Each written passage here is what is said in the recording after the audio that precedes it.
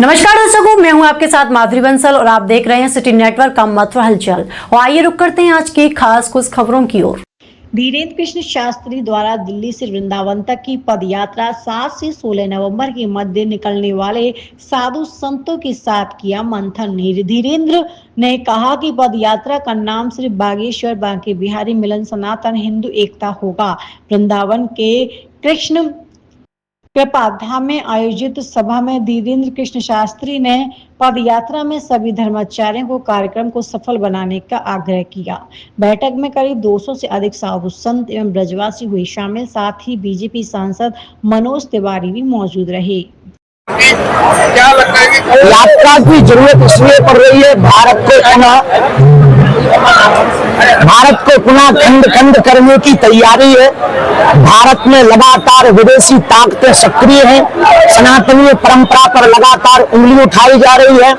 यमुना जी की स्थिति देखकर, गौ माता की स्थिति देखकर, ब्रज की स्थिति देखकर और विदेशी ताकतें लव जिहाद, लैंड जिहाद, थूक जिहाद, मूत्र जिहाद के द्वारा लगातार हिंदुओं पर जो कुठाराघात हो रहा है, उस कुठाराघात को हटाने के लिए जो जातियों में विद्वेष मचा, जो जातिवाद, क्षेत्रवाद, भाषावाद मचा, उन तीनों वादों को शून्य करने के लिए, भाषावाद, क्षेत्रवाद, जातिवाद को शून्य करने के लिए हमने पुनः प्रण लिया कि अब दिल्ली से वृंदावन तक हम पुनः पैदल 140 किलोमीटर चलेंगे।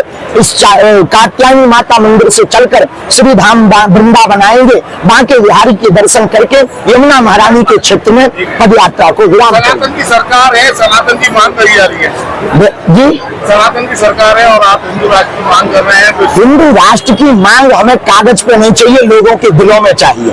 हम तलवारों से युद्ध नहीं करना चाहते, विचारों का युद्ध करना चाहते। हम तलवारों से परिवर्तन नहीं लाना चाहते, विचारों से परिवर्तन लाना चाहते। और विचारों का मतलब प्रत्येक व्यक्ति के विचार कट्टर हिंदुत्व के होगा। कट्टर हिंदुत्व का मतलब हमें किसी को मारना या गिराना नहीं है, सबको गले लगाना और अपनी संस्कृति की रक्षा के लिए आगे आना। पहले से हिंदू राष्ट्र घोषित है, अब घोषित की तरफ जो हिंदू राष्ट्र मानने का उससे फायदा होगा, जो नहीं मानने का नुकसान होगा। बिल्कुल बात सही है। भारत हिंदू राष्ट्र ही है, जहां बहुसंख्यक हिंदू हो वह हिंदू राष्ट्र ही है। लेकिन जो नहीं स्वीकार कर पा रहे, उनको हिंदू राष्ट्र की विचारधारा को स्थापित करने के लिए पदयात्रा।